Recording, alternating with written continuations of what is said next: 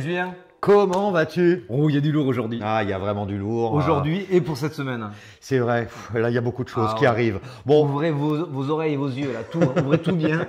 les chakras, Ah là là, parce qu'il y a on a des belles métriques, on a de des belles métriques. data. Il y a des belles aussi des belles annonces qui arrivent aussi. Il y a des On belles va vous choses. décortiquer ça grâce à Julien pour les fondamentaux. Et mon ami Alex pour la technique. Alors déjà, on voulait revenir sur notre petite chaîne, les Tontons Crypto. On est toujours content d'avoir Ouais, un petit pouce. Voilà, activez la cloche. Activez ça la fait cloche. Bon, vous plaisir. connaissez, tout le monde le dit, mais ça fait toujours plaisir pour des petits comme nous, qui débutons. Alors, au sommaire, cette semaine, on commence par quoi? Ah ben là, déjà, on va recommencer par le petit récap de la semaine. Petit récap de la semaine, Doge, machin, tout ça. Voilà, eh ben on commence. Et il va y avoir ensuite l'analyse BTC-ETH. Tout à fait. Et là, ça va être un petit peu plus dense, notamment avec le sujet qui suit, qui va être le retour du roi. Le retour du roi, voilà. C'est vrai que on l'attend tous. On l'attend. C'est pour ça qu'on entend le clairon ou pas, on verra, on va vous le dire. On verra.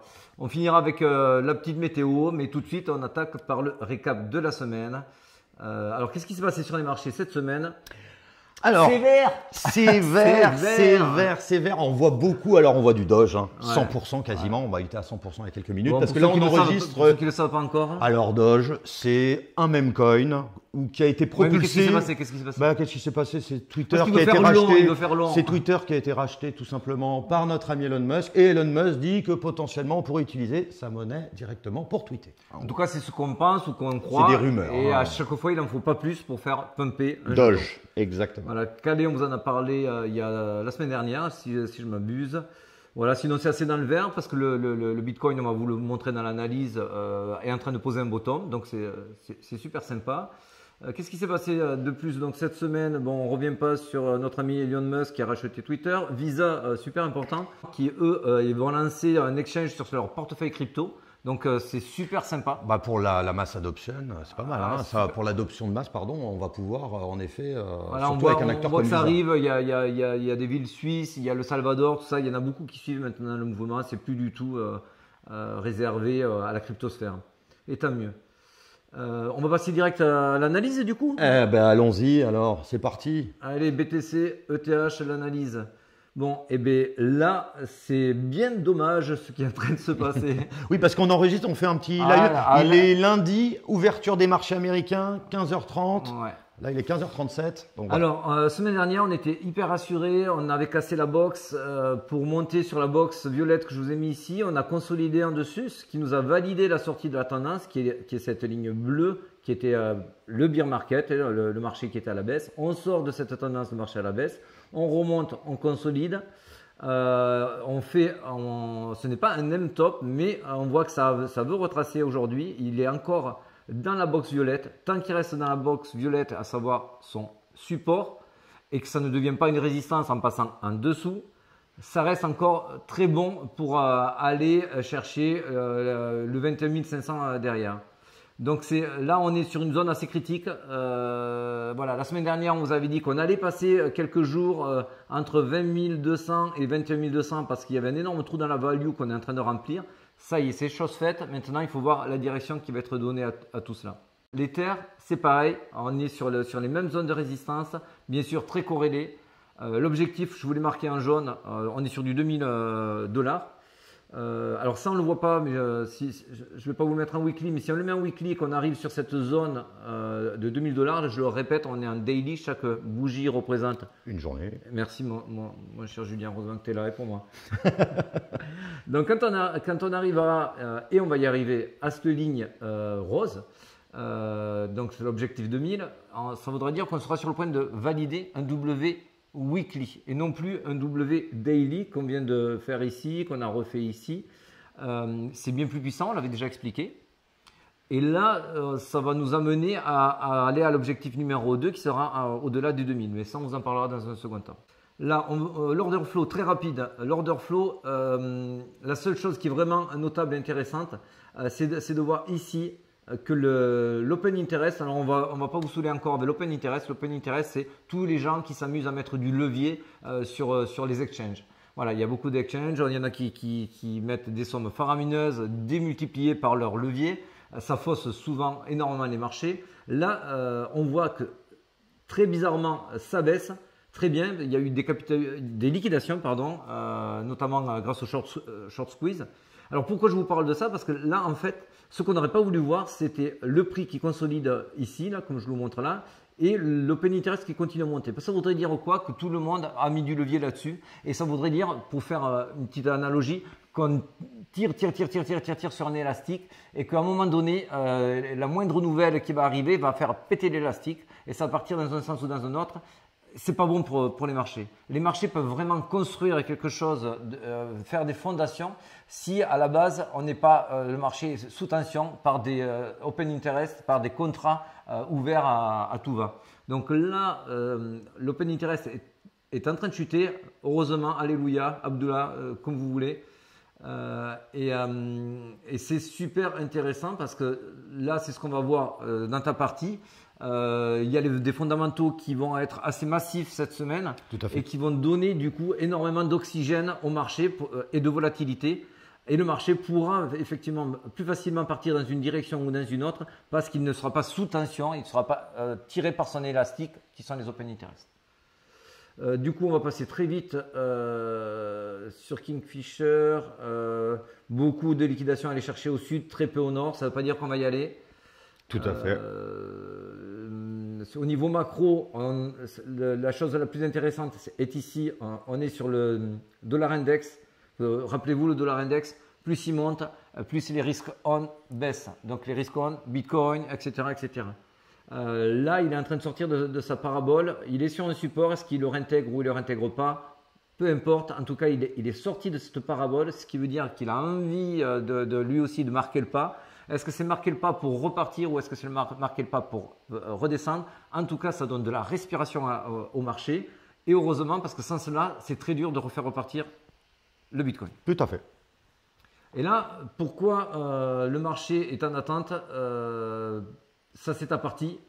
Ouais, alors c'est vrai qu'on attend tous le 2 novembre, qui est la réunion du FOMC, de la Fed, donc avec Jérôme Powell, etc. En gros, on va déterminer l'augmentation des taux directeurs de la Fed, qui va avoir un impact sur les marchés S&P 500, Bitcoin et autres. En gros, le consensus, il est à peu près à 88%. On prend 75 points de base. On est à 3,25. On estime qu'on atterrira à 4 d'ici quelques jours, là.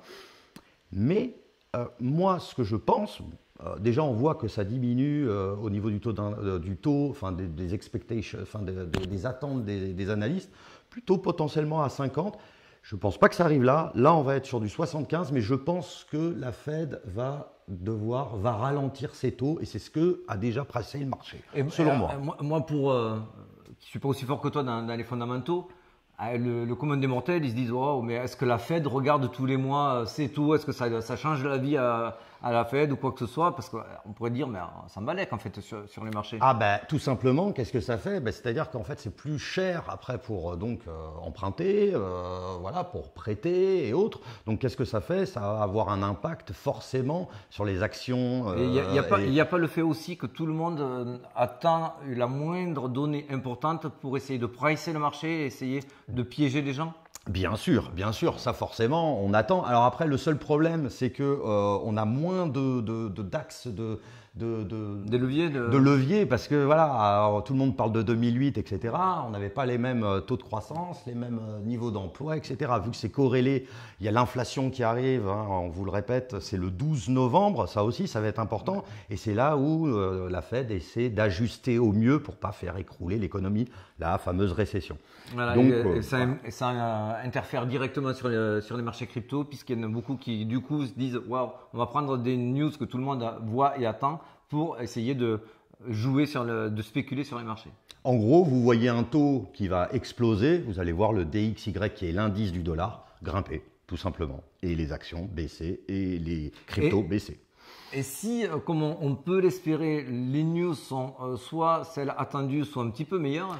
Alors voilà, c'est ce qu'on avait dit d'ailleurs la semaine dernière. Ça n'amènerait pas un Eh ben tout à fait, parce que c'est vrai que la semaine dernière, on attendait tous les résultats, les GAFAM ont publié. Les résultats sont pas si mauvais en fin de compte. Non. À part pour Meta, où il s'est pris quand même une grosse gamelle. On va parler de Apple, où tout le monde attendait le grand crack, au-dessus de plus de 1% sur les bénéfices et sur le chiffre d'affaires. Ouais. Donc forcément, il porte à 30% le S&P 500. Si lui va bien, il essaie de le pousser vers le nord et donc les cryptos. Et si on est bien du coup dans une tendance positive, le retour du roi peut bien avoir lieu ces prochains jours. Exactement. C'est direct le sujet de la semaine. Est-ce que nous, on croit que le bottom est posé et que le retour du roi, c'est maintenant? On n'a pas de boule de cristal, on vous le dit régulièrement. Bien sûr, on n'est Ce ne sont pas des conseils financiers, Tout à fait. on vous partage notre expérience. En revanche, il y a des données techniques et aujourd'hui, les données techniques, je vous le mets à l'écran. Là, on est en weekly, chaque bougie, c'est une semaine. Vous allez voir avec le Fibonacci, alors ceux qui ne connaissent pas, vous inquiétez pas, je vous le traduis. C'est un appareil de mesure qui vous surtout permet de voir si on est dans une zone où la smart money rachète. Effectivement, là, on est dans la zone de rachat, on appelle ça aussi la reload zone. Tout à fait. On va passer vite. Et en fait, pour savoir si vous, techniquement, vous voulez travailler comme un professionnel et vous demandez est-ce que c'est le bon moment, est-ce que le Bitcoin enfin sort de cette tendance baissière, en fait, il faut toujours se poser 3 points. C'est 3 points techniques pour investir. C'est la localisation, je viens de vous en parler. Est-ce qu'on est dans cette box violette? Oui. La structure, c'est est-ce que vous voyez que les bougies vont vous former des patterns, des figures. Hein. Les W ou voilà, des doubles bottoms. Nous, on est fan des doubles bottoms.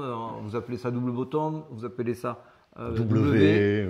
Il faut voir ça. Alors aujourd'hui, on les voit en daily, mais on attend de les voir en weekly. Parce que voilà, là, tu peux le dire, c'est plus puissant. Pourquoi? Parce que quand on voit une structure sur des plus grands time frames plus longues, enfin sur des plus grandes zones, ça va donner plus de puissance. C'est plus puissant.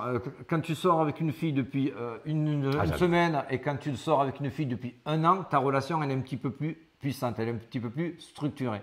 Bon, mais là c'est pareil. Plus on a du recul, plus c'est vrai. Le momentum. Alors le momentum, pareil. Aujourd'hui, il est pas visible. Le MACD ne confirme pas de réelle divergence. En revanche, si je vous passe en daily, c'est pour ça que nous on essaye d'être early, de vous dire assez vite qu'est-ce qu'il est en train de se passer sur les marchés. Là, je vous le mets bien visible. On voit le MACD qui ouvre en vert là. Voilà, le MACD par le Caribias, on voit qu'il y a eu croisement des MMA. Alors, qu'est-ce que ça veut dire? Ça veut dire que quand on arrive sur du vert comme ça, on rentre sur une période plutôt bullish. On ne parle pas de bull run. Ouais, mais tout à fait. On peut rentrer dans un rallye. On le voit dans des phases baissières ou on peut rentrer dans des rallyes. Comment on conforte cette idée-là? Donc, on revient sur les 3 points qui étaient. Donc, tu te rappelles les 3 points? Ah oui, localisation, momentum et structure. Exactement. Je te les remets ici. Tac, tac, tac. Donc, on a vu ces 3 points. Ensuite, il faut s'attacher aux fondamentaux, ce que tu fais également, et voir, avoir une petite vision périphérique. Si on ouvre un petit peu le regard à l'extérieur, qu'est-ce qu'on voit? Tu te laisses en parler de ça? Ah bah alors ça c'est super intéressant, c'est l'ouverture. Je vais te laisser, ça c'est on va dire le côté technique. Alors ça c'est la smart money. La smart money c'est pas toi, c'est pas moi, c'est pas vous, c'est pas ce qu'on appelle les retail, c'est les petits indépendants, voilà. Les petits même si vous avez un petit peu d'argent, vous n'êtes pas considéré. C'est pas les petits traders non plus. Là on parle de très gros portefeuilles. Voilà, des gros portefeuilles. Et cette data elle est massive. Qu'est-ce qu'elle vous dit? Elle vous dit que depuis 2 semaines, ils arrêtent leur short, ils coupent leur position short, c'est-à-dire ils arrêtent de parier à la baisse. On le voit parce que la ligne rouge redescend sur la fin. Il faut le voir, mais pour nous qui avons un regard un peu plus professionnel, on a l'habitude, c'est vraiment suffisamment explicite pour que ce soit notable. Et au-dessus, vous avez les verts, les longs qui sont en train d'augmenter. Donc, ils coupent leur position short pour ouvrir des longues. S'ils n'avaient pas confiance dans le marché, ils ne feraient absolument pas ça. Tout à fait, ça c'est clair. L'autre donnée qui valide cette là, je l'aime théorie, bien, et c'est sympa ça. Ouais, là, je te laisse. Non, mais c'est super. C'est vrai qu'on voit des pics, on va dire, de sortie de Bitcoin. Alors, pour faire un petit topo, souvent les gens… Qu'est-ce que c'est ce graphique? Ce graphique, en rouge, vous avez les Bitcoins qui sont sortis des exchanges. Voilà, donc qui sont sortis de vos Binance, FTX, Coinbase, où vous êtes. Ils les mettent sur des ledgers, ils les mettent où ils veulent, mais ils ne sont plus sur les exchanges. Voilà, on les sort. Pourquoi cette métrique, elle est puissante? Parce qu'en fait… là, ils ont retiré, on voit sur ces 2 derniers jours, plus de 50 000 bitcoins. C'est massif. C'est vraiment massif. Sur le mois, même BFM vous en parle. Sur le mois, ils ont retiré 121 000 bitcoins. BFM, pour qu'ils en parlent, vous voyez. Donc, c'est que réellement, il s'est passé un truc. C'est massif. On ne voit pas ça tout le temps avec des pics aussi profonds. Ça veut dire quoi? Ça veut dire que quelqu'un qui retire sciemment ses bitcoins de son portefeuille, de son exchange, c'est parce qu'il est confiant sur le marché, qu'il se dit j'ai plus besoin de le laisser à portée de main pour pouvoir le travailler. C'est comme vous, si vous allez acheter une voiture, vous allez avoir beaucoup d'argent dans votre portefeuille. Vous êtes prêt à dégainer, à faire une bonne affaire. Si vous allez boire un coup, tiens, on va boire un coup ensemble au restaurant, je ne vais pas sortir avec des grosses liasses de billets dans mon portefeuille si c'est juste pour acheter un coup d'eau à boire. Donc forcément, quelqu'un qui met beaucoup de bitcoin dans son exchange, c'est parce qu'il veut faire des coups. S'il les enlève, c'est parce qu'il se dit waouh, c'est bon. Je suis pas prêt à les vendre. Je suis pas prêt à les vendre. Voilà, en gros, et en plus pour faire un petit aparté à ce qu'a dit judicieusement Alex, on a quasiment plus que 13% de la supply qui tourne. Donc imaginez-vous, Ether c'est même pas 15 et Bitcoin c'est 13. Imaginons, on repart dans un bull run, tout va bien, etc. Il reste plus que 12%. Imaginez-vous les prix quand la demande revient. Ah, voilà. C'est juste ça. Donc ces personnes-là qui sont averties. On vous a bien expliqué les choses là quand même. Parce que c'est des gens quand même avertis, ces gens-là dont on parle. Là, on parle, c'est des gros portefeuilles qui sont sur le S&P 500. On parle de lourd. Voilà, exactement. Donc ces personnes ne sont pas prêtes à vendre actuellement. On en a déjà vu qui essaient de fractionner leurs ventes, etc. par le passé. Mais là, précisément, ça sort. Voilà, donc pour nous, conclusion. Beaucoup d'indices nous disent que on est sur le bottom ou pas loin. Il peut y avoir encore peut-être une mèche ou deux vers le nord, vers le sud, pardon, pour essayer de récupérer quelques liquidités. Paniquez pas. Oui, paniquez pas, parce que si on va chercher, ça s'appelle souvent des spikes. On est là pour chercher la liquidité, mais c'est pas la vôtre. Faut pas paniquer. Paniquez pas. C'est pour ceux qui ont des leviers et autres qu'on essaie de sortir. Et si vous êtes sur des leviers, faites attention avec vos stop loss. Parce qu'ils vont, avant que ça parte au nord, ils vont certainement essayer de gratter quelques liquidités avant et donc de vous faire sauter vos stop loss. Exactement. Ne paniquez pas parce que le marché, aujourd'hui, on vient de vous le montrer, que des bons indices. On attend bien sûr le coup d'envoi mercredi. Du retour du roi. Voilà, il faut lancer. Mais c'est vrai que ça peut être une nouvelle, on va dire, pas mauvaise. Ça nous amène à la météo. Pour aujourd'hui et cette semaine, on voit que là, parce que ça vient de retracer un petit peu, on est dans le rouge, mais on est quand même sur une tendance haussière cette semaine. Tout à fait. C'est pour ça qu'on a mis mitigé d'ailleurs sur ce qui potentiellement arrive, parce que c'est vrai que… Voilà, là on vous a mis une carte qui est quand même avec un soleil, parce que mine de rien, nos altcoins ont respiré cette semaine, ils ont tous repris un peu de valeur, le Bitcoin lui aussi est reparti. Alors bien sûr, on pourrait leur dire aussi, on n'est pas, comme tu l'as dit tout à l'heure, c'est pas le bull run, attention. C'est pas le bull run, loin de là. Loin de là, on vous le dira de toute façon. Faites attention, si ça casse la box violette que je vous ai montré avant, là on peut parler d'un M-top. Donc il faut être vigilant là-dessus et mercredi on en saura plus. Voilà, on en saura plus, on vous refera un petit topo, etc. Avec plaisir. On se fait la bise. Allez, ciao les potos. Ciao les amis.